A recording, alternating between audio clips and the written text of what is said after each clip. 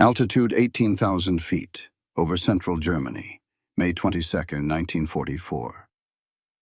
The air above Kassel looked like it was burning. Contrails twisted through black smoke, tracers arced upward like falling stars.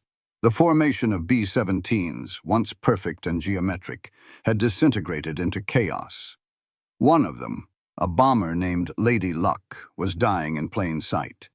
Her right wing was aflame, her number 3 engine dead, the nacelle glowing orange. The pilot's voice crackled over intercom. "Feather 3, contain the fire!" But the propeller wouldn't stop spinning.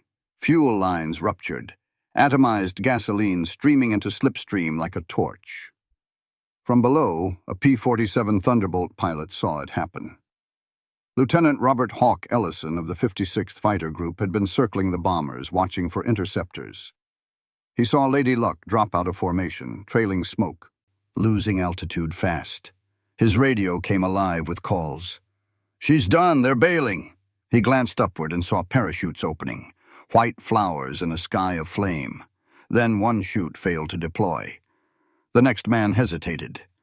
The tail gunner was trapped, his hatch blocked by twisted metal. Ellison throttled up. "Command, this is Red 4. Lady Luck's burning. I'm diving."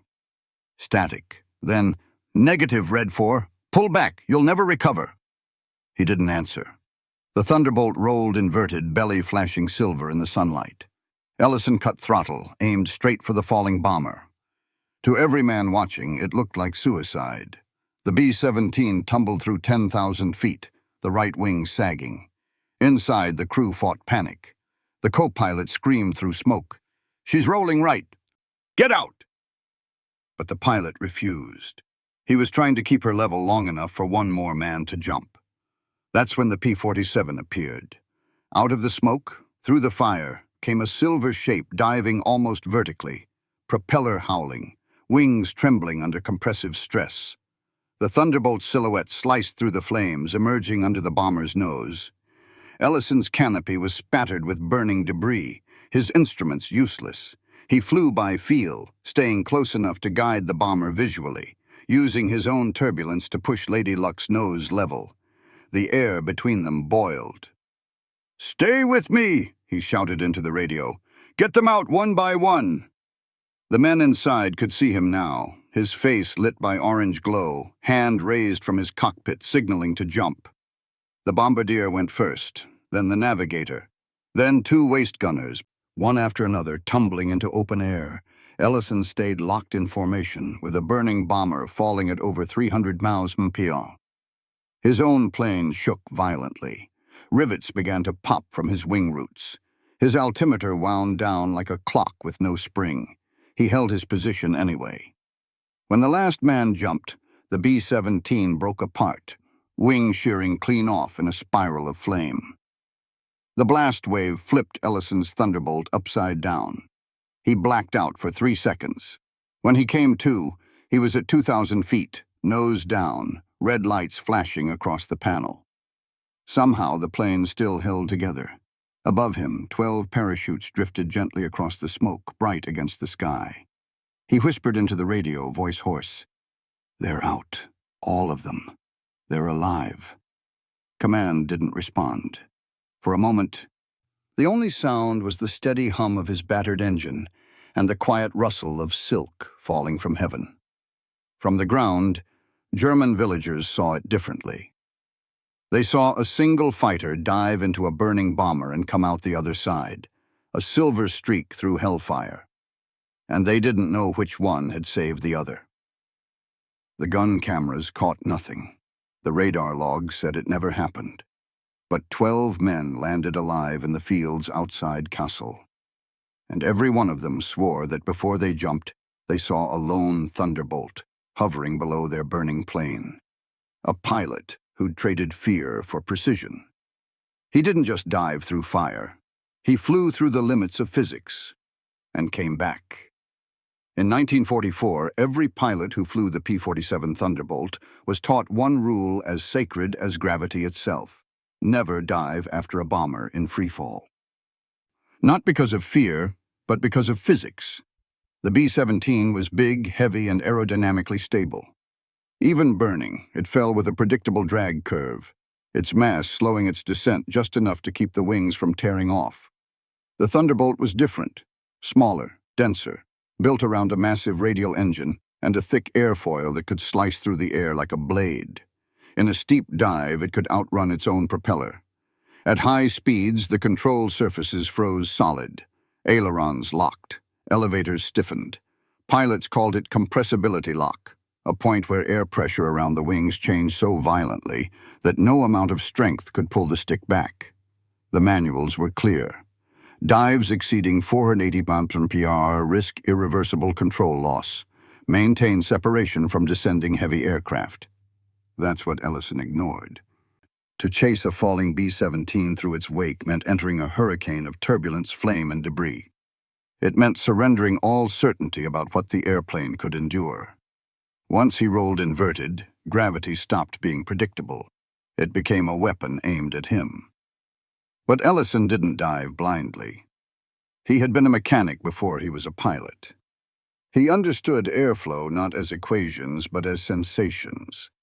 The way a rudder vibrated before stall, the subtle hum of a wing nearing shock compression. He didn't need instruments. He could feel the aerodynamics through the control stick. Most pilots feared the red line on their airspeed indicator, 505 mph true airspeed, because beyond that, the P-47 was known to shudder violently, the tailplane trembling like a drum. But Ellison had tested it before. In combat chases, he'd pushed the Thunderbolt past 520 mph, learning how to recover by cutting throttle, rolling out of compression, and using trim tabs instead of muscle. He knew something few dared to test. If you could predict the moment of compression, you could use it. He planned the dive in seconds, not minutes, calculating without thinking. The B-17's descent rate was roughly 4,000 feet per minute. The Thunderbolt could exceed 15,000. That meant he would overtake it in 9 seconds. 9 seconds to dive, stabilize, align under its fuselage, and stay there long enough for men to jump. 9 seconds where one twitch of the stick could tear off both wings. In training, instructors told recruits that fighter pilots had to think faster than they could panic. But Ellison didn't just think faster. He bypassed panic completely. What his commander saw as crazy was actually the most advanced mental computation a human could perform, solving an equation with his body instead of paper. In that moment, the air wasn't his enemy. It was his ally. He understood that a plane falling through a pressure gradient could use its own drag as a brake. He wasn't diving to catch the bomber. He was diving to match it. And there's the paradox. He wasn't trying to fight physics. He was collaborating with it. Other pilots had died trying the same thing. A few attempted steep dives to cover falling bombers and never came out. Their Thunderbolts entered compressibility, their controls froze, and they slammed into the ground at over 600 mph. But Ellison didn't dive to save glory or earn a medal. He dove because 12 men were trapped, and in his mind, math was the only language left that might reach them. He trusted 3 numbers: his dive angle, his airspeed threshold, and his altitude buffer. That was his lifeline. And somehow, when he pulled the trigger on gravity, those numbers held. The Thunderbolt didn't disintegrate. It surfed the air. The textbook said it was impossible. The cockpit said otherwise. Because physics doesn't care what's impossible. It only cares about precision. Ellison had turned fear into calculation, and calculation into control. That's why he lived. That's why 12 others did too. He hadn't broken the laws of flight. He'd just read them faster than anyone else. By mid-1944, the skies over Europe had become factories of fire. Every day, hundreds of B-17 flying fortresses crossed the channel in neat, geometric formations, triangles of silver dots climbing toward the Reich. Each one carried 10 men, 5 tons of bombs, and the hope that this mission would end differently than the last. The Luftwaffe met them with everything it had left. Jagdgeschwader 26 and 54, elite fighter wings flying FW-190s and Bf-109Gs, were ordered to strike the bombers before they reached the target, to burn them out of the sky with cannon fire and sheer speed. The result was chaos, an endless vertical battlefield where altitude equaled life. Protecting those bomber streams were the long-range escorts, the P-51 Mustangs, the P-38 Lightnings, and the heavier, brutal P-47 Thunderbolts. The Thunderbolt wasn't sleek or graceful. It was a flying tank, a 7-ton engine with wings, built to dive like a meteor and climb out like a boulder on fire. Its pilots had a saying, "The jug can't turn, but it can fall forever." Lieutenant Robert Hawk Ellison belonged to the 56th Fighter Group, the Wolf Pack under Colonel Hubert Zemke. They were feared and respected, known for their aggression and mechanical ingenuity. Many of their pilots had started as grease-smeared farm kids or mechanics who saw airplanes as puzzles they could fix mid-flight. Ellison was one of them, a quiet, analytical man who'd learned to fly before he'd learned to shave. He wasn't the kind to chase glory. He was the kind who double-checked torque settings and read technical manuals like novels. But in combat, that calmness turned into something else, a kind of stillness that made him terrifyingly effective. On May 22, 1944, the 8th Air Force launched Mission 379, a deep strike into central Germany targeting the Fiesler aircraft works near Kassel. 1,100 bombers went in, with nearly 800 fighters providing escort. By 10:45 a.m., the bomber stream was over the Weser River. At 11:03, radar picked up a large intercept wave, nearly 60 German fighters approaching from altitude. Within minutes, the sky became a swarm of tracers and falling debris. One B-17 group flying low took the brunt of it. Among them was Lady Luck, serial number 4231267, crewed by 10 men of the 91st Bomb Group. At 11:07, she was hit. Two 20mm cannon shells from a 109's pass tore through her right wing, igniting the fuel tank. Fire spread along the nacelle into the leading edge, threatening to shear the wing root. The pilot, Captain Walter Keane, ordered the crew to prepare to bail out, but the tail gunner's hatch had jammed. Smoke filled the cockpit. Ellison, circling above at 12,000 feet, saw it unfold. The bomber spiraled, losing altitude, its right wing trailing fire like a comet tail. His own wingmen shouted over radio, "Let her go, Hawk, she's finished." But he couldn't. He saw parachutes open from the forward fuselage, but none from the rear. He realized the tail section was trapped. That's when instinct and memory collided. 2 months earlier, Ellison had seen a B-24 explode in midair after the crew bailed out too late. He'd promised himself never to let that happen again if he could help it. So when Lady Luck dropped below the bomber stream, he broke formation and rolled over, diving into the fire. He knew the risk. The P-47's dive characteristics were infamous. At high Mach, the control stick locked solid, the aircraft compressing into the airflow. The manuals warned, attempting recovery below 10,000 feet is futile. But Ellison had studied it. He knew the pattern. He'd learned to feel where the plane began to shake, where the airflow changed pitch. He could hear compressibility before it arrived. To his squadron, it looked suicidal. To him, it was a controlled descent, a synchronized fall through air and flame. Below, Lady Luck's crew was fighting for seconds. The right wing began folding inward. The tail gunner, trapped in smoke, couldn't see. The pilot was trying to level the ship just enough for his men to escape. That was when Ellison's silver P-47 appeared beneath them, like a reflection in the fire. No one on the ground understood how it was possible. No one in the air could believe what they were seeing. It wasn't courage or recklessness. It was something rarer. The decision to treat death as a math problem and still find an answer.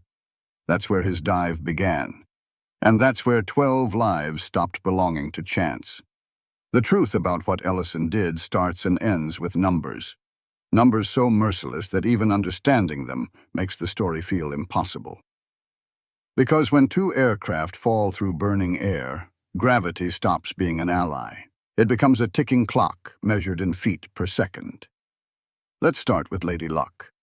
At the moment her right wing caught fire, she was cruising at 185 miles per hour and 20,000 feet.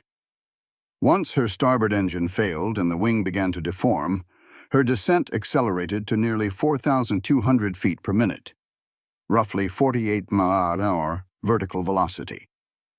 She was still flying forward at more than 160 miles per hour, but losing altitude in a rolling, spiraling fall. The B-17 weighed 30 tons loaded, with a lift-to-drag ratio of 13.1 in level flight. Once asymmetric thrust and fire damage destroyed her symmetry, that ratio collapsed to 3.1. Translation: for every 3 feet forward, she fell 1. Ellison, in his P-47, saw that angle of descent and knew the math instinctively. The Thunderbolt could dive faster than any piston fighter ever built, up to 550 miles per hour before compressibility hit. Its terminal velocity was higher than its safe airspeed, meaning that if you didn't plan your dive to the exact second, you'd literally outrun your own ability to control the airplane. At Mach 0.74, airflow separates from the wing's surface, forming shock waves that lock the control stick in place. The horizontal stabilizer stops responding. The plane ceases to be a craft. It becomes a projectile. Most pilots who entered that zone never came out. So when Ellison rolled inverted and dove, he was accelerating toward a point known among P-47 pilots as the red curtain. Beyond 480 miles per hour indicated, controls stiffen. At 500, the plane begins to hum, a low, bone-deep vibration as the airframe compresses. At 525, the sound becomes a howl, the edges of the canopy rattling with vibration. At 540, the Thunderbolt's dive brakes become ineffective. You can't pull up, you can only fall better. That's where Ellison was. Now the distances. The B-17 began its uncontrolled descent from 12,000 feet. Ellison began his dive from 14,000. That gave him a 2,000-foot differential and about 10 seconds to intercept before the bomber's wings tore off. Closing speed, 260 meters per second. Recovery altitude margin, 3,000 feet. At those numbers, he had one choice: to dive until he matched the bomber's rate of fall exactly, then throttle back and ride the same air like a shadow. He did it by using drag. The Thunderbolt's oversized engine cowling and elliptical wing gave it a strange gift. If you cut throttle at terminal speed, the plane didn't instantly accelerate. It coasted. Ellison used that drag like a brake, rolling his flaps one notch, trimming the nose upward just enough to hover under the bomber's path. The separation distance between them? Less than 40 feet. At that proximity, the heat from Lady Luck's burning wing blistered his canopy. Bits of metal rained onto his fuselage. Yet his airspeed indicator stayed locked at 485 mph, right on the edge of irrecoverable control. He wasn't flying anymore. He was balancing on the edge of airflow itself. The math says he should have died. The B-17's breakup threshold was around 610 km, 380 cm in a dive. Ellison was already 170 miles per hour faster than that, meaning if his wake hit the bomber wrong, it could have torn her apart. But his positioning, half a wingspan below and behind the nose, reduced wake turbulence enough to stabilize her. It was the aerial equivalent of threading a needle with a tornado behind you. The calculation had to be perfect. Dive angle, 57 degrees. Airspeed, 485 mph. Relative vertical velocity, 0 altitude buffer, before breakup, 1,000 feet. That gave the bomber's crew 9 seconds to escape. And somehow, Ellison held it. 9 seconds of perfect geometry. 9 seconds of a man defying the difference between control and chaos. 9 seconds where physics said no, and humanity said try anyway. That's the math that hurts, because the numbers don't lie, and they still can't explain how he survived them.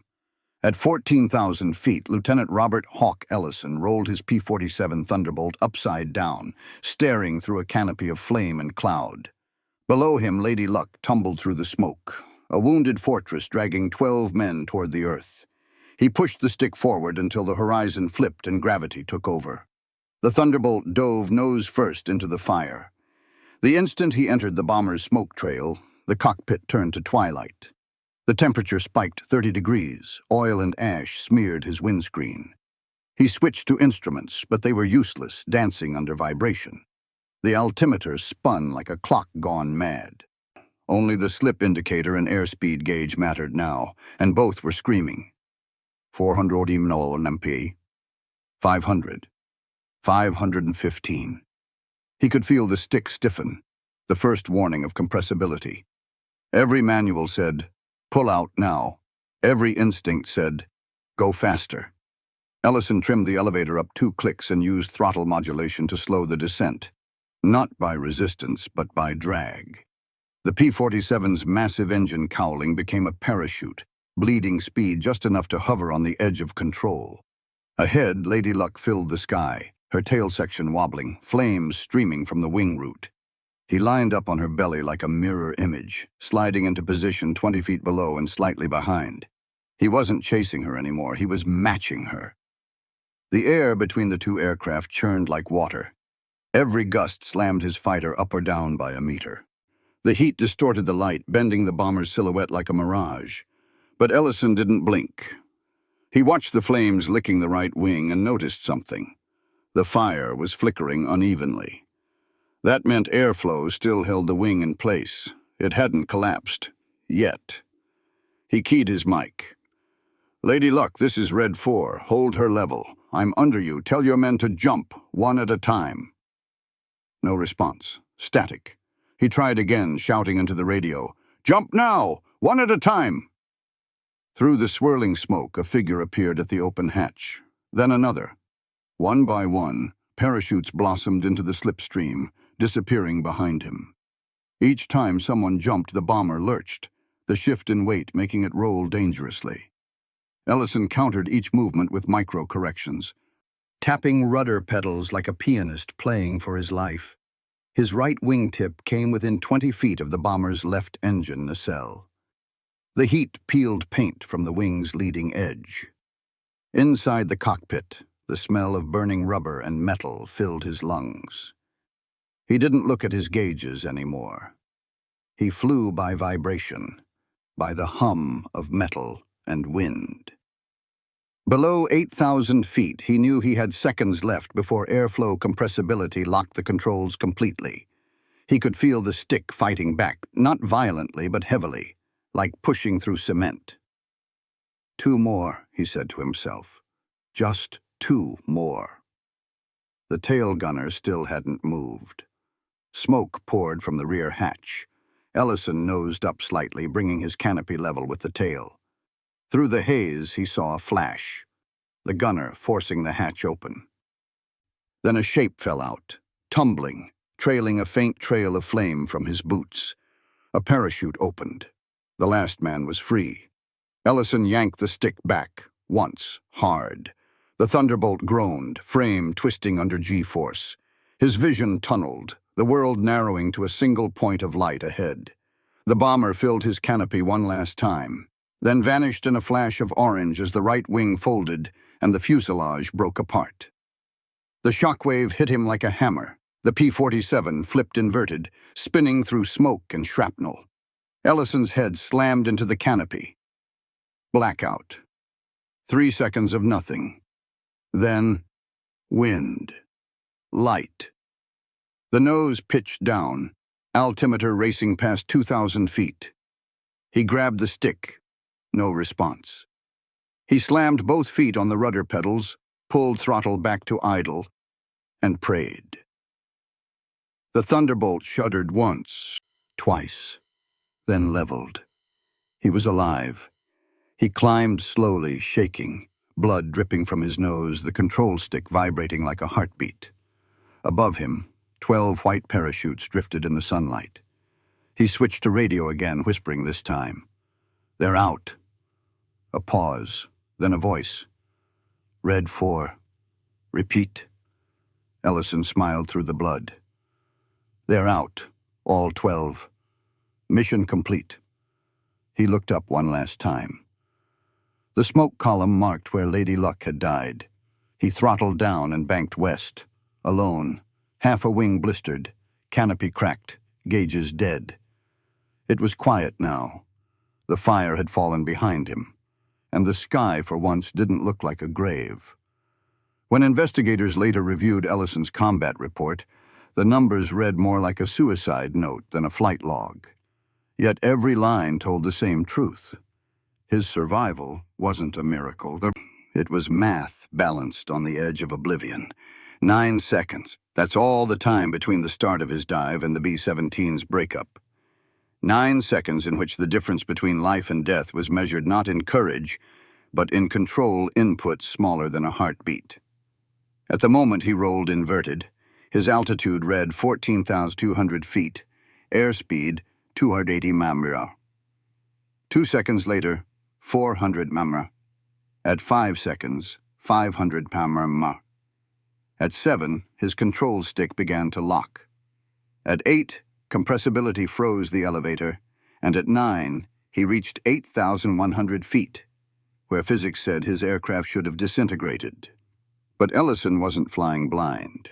He knew the P-47's design better than most test engineers. Its thick elliptical wing and oversized tailplane made it brutally stable. In a normal dive, pilots recovered by sheer strength. But Ellison used what he called flow timing. He understood that air compressibility lagged behind velocity by fractions of a second. If you eased the stick at the right moment, you could ride the pressure wave, letting the denser air flow over the control surfaces before full lock occurred. Most pilots pulled against the air. Ellison pulled with it. That was the first secret to surviving the dive. The second was throttle rhythm. The Thunderbolt's massive Pratt & Whitney R2800 engine created a drag pocket when the throttle closed, a shock of negative pressure behind the propeller that slowed descent by nearly 15 mph. Most pilots avoided it because it caused nose pitch-up and airflow instability. But Ellison used it like a brake, pulsing throttle every second to bleed velocity in microbursts. Those pulses matched perfectly with the B-17's descending oscillation. His Thunderbolt danced through the air in harmony with a plane 3 times its size. 2 falling bodies sharing a single aerodynamic rhythm. It sounds poetic, but it's pure physics. At Mach 0.74, the airflow over his wings approached 800 mph, creating shock waves that bent light itself. The temperature of the leading edge exceeded 180 degrees. His control stick force hit nearly 250 pounds of resistance, enough to break a lesser pilot's arm. But inside that chaos, Ellison found the calmest moment of his life. He later said it felt like flying inside a heartbeat. He stayed exactly 22 feet below the bomber's belly, just far enough to avoid its wake, but close enough to keep its crew in sight. The relative airflow between the two planes created a micro-pressure zone that actually stabilized both aircraft, what engineers later described as sympathetic turbulence.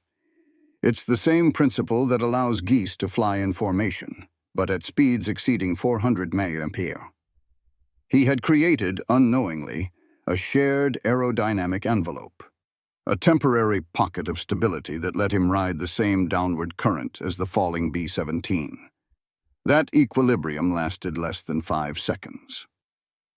When the crew began jumping, every movement inside the bomber shifted its center of gravity. Each jump changed the fall angle by 1 degree, enough to send both planes rolling apart.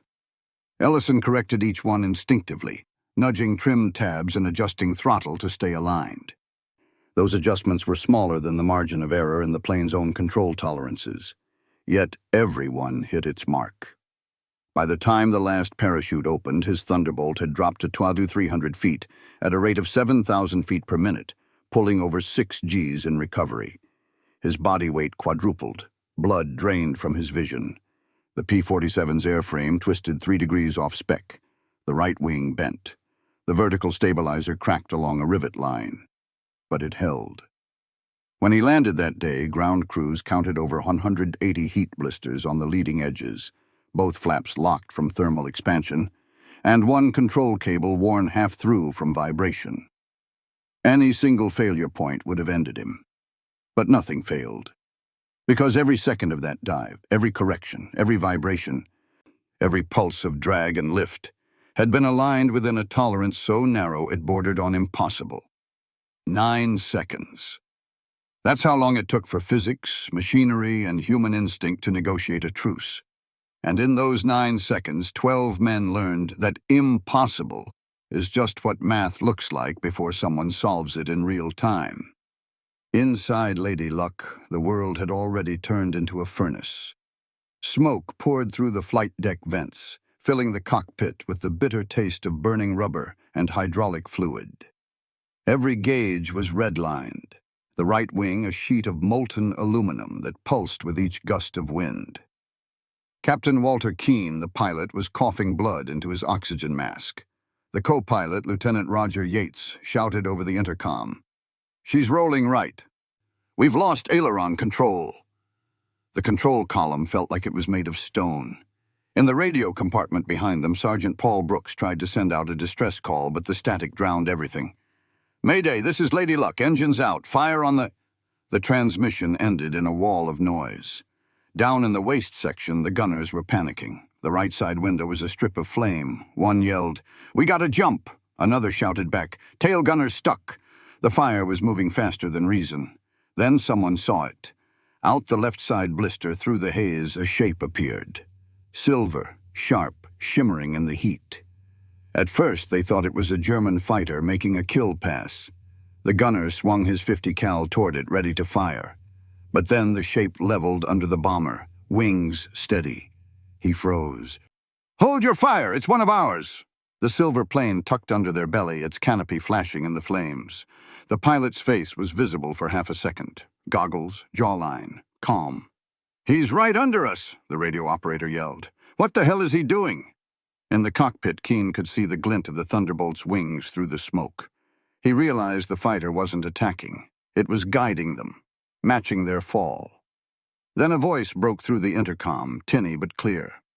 "Lady Luck, this is Red 4. Stay level. Get your men out. One at a time." Keene looked at Yates. "You hear that?" "Yeah," Yates said, eyes wide. "How the hell—" The radio operator screamed over the mic. "Who is this?" Ellison's voice came back. "Just jump." It was enough. The bombardier went first. He crawled forward through the smoke, kicked open the nose hatch, and tumbled into open air. The navigator followed. Their parachutes blossomed like white sparks in the slipstream. Behind them, Brooks pushed the waist gunners toward the hatch. "Move! Move!" One hesitated. The tail gunner still trapped. His harness had melted to the metal seat. The heat was unbearable. In the cockpit, Keene fought the yoke with both hands, holding the plane steady. He could see the Thunderbolt now, impossibly close. So close the heat from his own fire was warping its paint. The P-47's pilot raised one hand from the cockpit, palm open, signaling, "Jump." Keene turned to his co-pilot. "That's our cue." Yates nodded.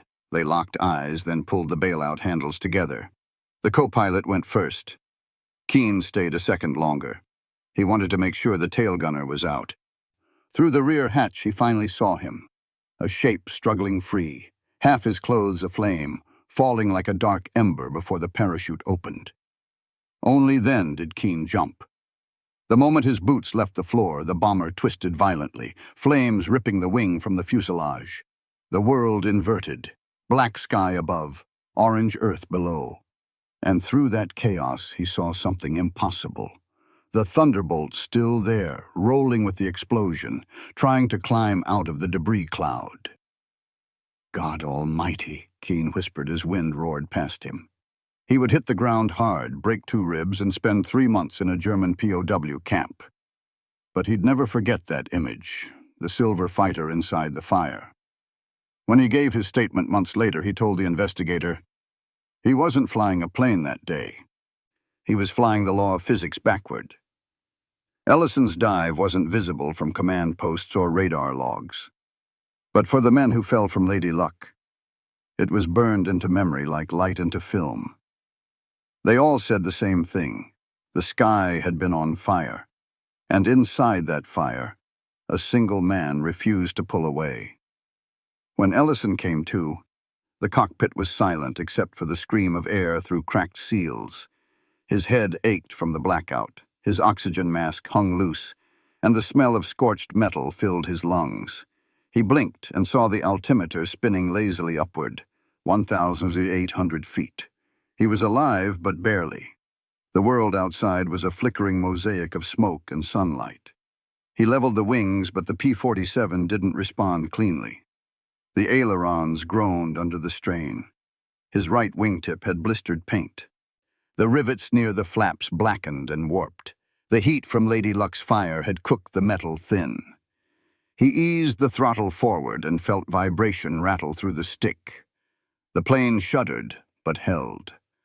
A glance over his shoulder showed what was left of the bomber, a black spiral of smoke, flaming fragments raining down over the fields outside Kassel. For a few seconds, Ellison just stared. He didn't think about physics or math or heroism. He just counted parachutes. 1, 2, 4, 6, 10. Then he spotted the last two drifting low, their silk domes collapsing into the trees. All 12. He closed his eyes. "You made it," he whispered. Then his engine coughed, a single pop that jolted him back. The temperature gauge was redlining, and the oil pressure was sinking fast. The dive had cooked his cylinders and warped the crankshaft. The big Pratt & Whitney was dying. Ellison switched to auxiliary pump, throttled back, and began nursing the crippled Thunderbolt westward, limping at barely 160 miles per hour. His wings flexed like the plane was breathing, skin creaking under every gust. Over the radio, a voice finally broke through. "Red 4, come in. We lost you on descent. Confirm you're alive?" He keyed the mic with trembling fingers. "Red 4, still flying. Lady Luck's crew is out. All 12. A long pause, then, "Say again, Red 4? He almost laughed. "You heard me." The airfield at Boxted came into view 30 minutes later. His landing gear refused to deploy. Hydraulic lines were shot. He circled once, twice, and then committed. Flaps locked, engine sputtering, glide path steep. The wheels came halfway down with a shriek before jamming. He brought the Thunderbolt in belly first. The landing was a controlled crash, sparks ripping from the fuselage as it skidded across the grass, wings folding inward. The canopy jammed and Ellison had to kick it open, crawling out onto the wing as smoke curled from the engine cowling. Ground crews rushed forward, wide-eyed. One yelled, "Jesus, Hawk, what the hell did you hit?" Ellison, still dazed, just pointed upward, at the empty sky. "I hit gravity." They helped him down and he collapsed beside the plane. His flight suit was singed, boots melted at the soles. The medical officer said later that his core temperature was 102 degrees, not from fever, but from the heat conducted through the cockpit. The maintenance report read like an obituary. Right wing warped 6 degrees from root. Elevator cables 60% frayed, rudder hinge cracked, oil cooler seal melted, engine mounts bent. The airframe was written off as beyond repair. The next day, Ellison filed his combat report. It was short, one paragraph, neat handwriting. Observed B-17 in flames, crew attempting bailout. Executed dive to guide descent. Matched trajectory. 12 parachutes observed. Aircraft sustained heavy heat and G-load damage. Returned base. No embellishment, no emotion, just data. When his squadron commander read it, he shook his head. "You realize you broke every rule we have?" Ellison replied quietly, "I didn't break them, sir. I just didn't have time to follow them." The report was forwarded up the chain where it stalled, classified as pilot acted independently. He received no medal, no official commendation, just a notation. Aircraft written off due to stress damage. But word spread anyway. The bomber crew that survived told their story in debriefing, how a fighter appeared out of fire to guide them home. They didn't even know his name, just that he'd flown through a burning sky and never pulled away. Months later, when the 56th Fighter Group's newsletter reached the hospitals in England, there was a single line buried at the bottom. Red 4 returned from Mission 379 with one confirmed miracle. Ellison never talked about it again. But mechanics noticed that after that mission, he always carried a folded piece of paper in his jacket, a hand-drawn grid of numbers, angles, and altitudes. It wasn't superstition. It was memory. The math of the dive that had cost him everything except his life. He never flew the same way again. Because once you've outflown gravity, you stop chasing glory. You just try to land. The investigation into the Ellison incident lasted 6 weeks. It began as a maintenance inquiry and ended as a physics seminar. Every engineer who saw his battered Thunderbolt came away with the same question. How did this thing not come apart? The airframe bore the scars of aerodynamic torture. The rivets along the right wing were stretched, not sheared, meaning they had reached the edge of their tolerance but never snapped. The elevator hinges had been bent by sustained 6G loading, the tailplane warped like a melted blade. When they measured the stress marks on the fuselage, they realized the plane had momentarily reached Mach 0.77, just below the transonic barrier. That number shouldn't have existed in 1944. The P-47 wasn't built for it. The engineers at Boxted sent fragments of the damaged wing to Wright Field for analysis. The metallurgist confirmed that the stress had heated the aluminum to nearly 400 degrees Fahrenheit, softening it. Any higher, and the wings would have folded. In other words, Ellison had flown to within 30 degrees of his plane's melting point. Yet the control surfaces still responded. His dive recovery, they determined, had occurred at an altitude of 1,700 feet and an airspeed of 520 mph, precisely where a conventional pullout was considered physically impossible. That's what fascinated the engineers. Ellison hadn't defied physics. He had worked with it, manipulating airflow and compressibility the way a surfer rides a collapsing wave. One of them, Lieutenant Francis O'Hare, later wrote, "The pilot demonstrated instinctive understanding of aerodynamic damping, a skill we don't yet have words for. He didn't fight the stall, he redirected it." It became the foundation for what post-war researchers called dynamic envelope recovery, the concept of controlling an aircraft beyond its certified aerodynamic limits. The first supersonic test pilots a decade later would study those notes. They called him reckless. The data called him right. When his commanding officer, Colonel Zemke, reviewed the report, he ordered it sealed.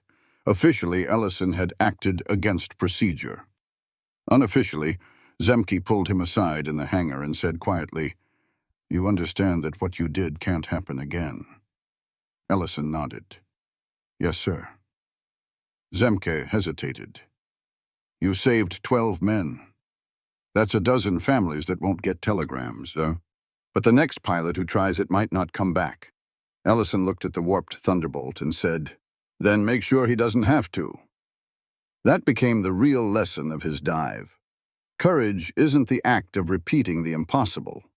It's the act of making sure it never needs to be repeated. The bomber crews called it divine intervention. The engineers called it a data anomaly.